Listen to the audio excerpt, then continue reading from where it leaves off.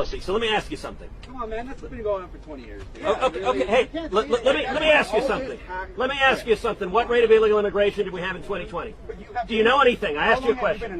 Do you know anything? How long have you been in office? I've been in office 11 years now. And this has been the count during multiple administrations. Except you're okay. You don't get to argue with me. You asked your question. You asked your question. You don't get. You want to hold a press conference? You can do it over there. You want to hold a press conference? You can do it over there. How are you? So hold on. I'm going to answer his question.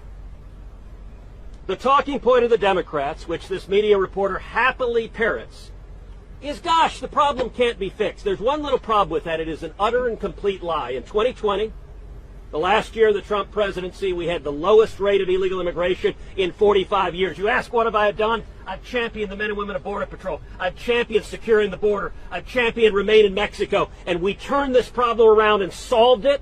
And we went from Joe Biden inherited the lowest rate of illegal immigration in 45 years. And the first day in office, he made political decisions to cause this problem. And you should be ashamed of yourself because you're a reporter and you're not reporting facts. You're telling lies. Joe Biden made a political decision and they turn a blind eye.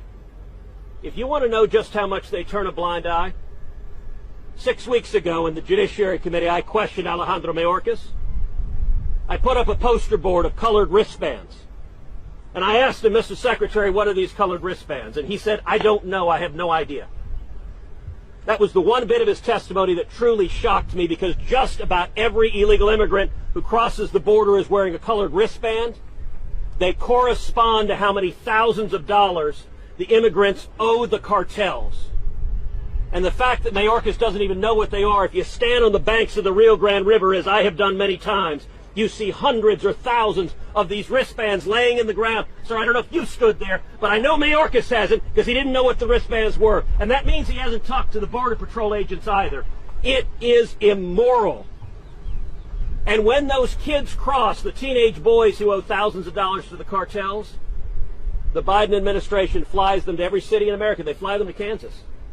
And there those teenage boys are forced to work for the Mexican drug cartels committing crimes to pay off the money they owe. And if they don't pay it off, they'll murder their families. And I'll tell you, as bad as the boys have it, the girls have it worse. There are thousands upon thousands of teenage girls trapped in sex slavery. And yet, for those of you in the media who don't report on that, you should be ashamed. This is evil. And the reason you don't see any Democrats here is they can't defend this. They're counting on the press not to cover it.